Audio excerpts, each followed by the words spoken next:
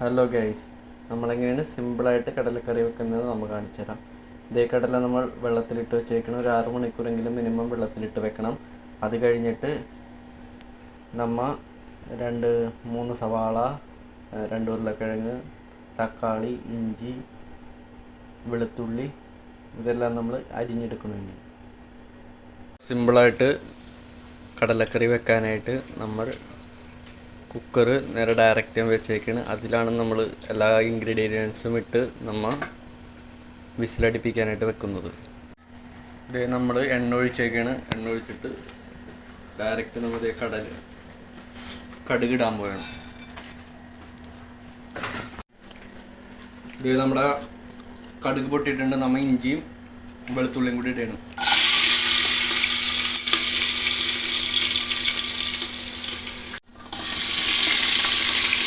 മൂന്ന് സവാള അരിഞ്ഞ് വെച്ചത് നമ്മൾ ഇടണം.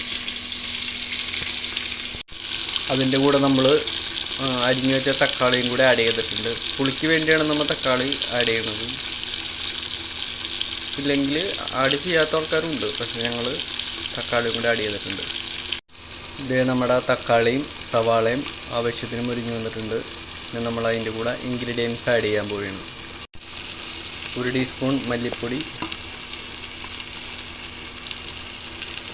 1/4 ടേബിൾ സ്പൂൺ മഞ്ഞൾപ്പൊടി, 1.5 ടീസ്പൂൺ മുളക് പൊടി ആവശ്യത്തിന് മതി. കുറച്ച് chicken masala, 1 teaspoon chicken masala,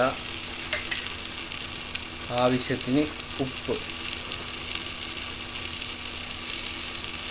ഇതാണ് നമ്മുടെ കടലക്കറിക്ക് വേണ്ട ingredients. 1 teaspoon garam masala, 1.5 teaspoon ഇട്ടാലും കുഴപ്പമില്ല. 1.5 ടീസ്പൂൺ ഗരം മസാലയും കൂടി ആഡ് ചെയ്യണം അതിൻ്റെ കൂടെ. ഏകദേശം നമ്മുടെ പൊടികളുടെ പച്ചമണം മാറിയിട്ടുണ്ട്. അതിലേക്ക് നമ്മൾ ഉരുളക്കിഴങ്ങും കൂടി ആഡ് ചെയ്ത് കൊടുക്കണം. ആവശ്യത്തിന് കുറച്ച് വെള്ളം ഒഴിച്ച് കൊടുക്കുക നമ്മൾ. അതിൻ്റെ കൂടെയാണ് നമ്മൾ കഴുകി വെച്ച കടലിടേണ്ടത്. ഇത് നമ്മുടെ വെള്ളമൊഴിച്ച് നമ്മിനി ഫ്ലെയിം കൂട്ടി വെച്ച് മൂടി വെച്ച് വേവിക്കേണ്ടതാണ്. ആദ്യം 4 വിസിൽ ഫ്ലെയിം കൂട്ടി, 4 വിസിൽ ഫ്ലെയിം കുറച്ച്.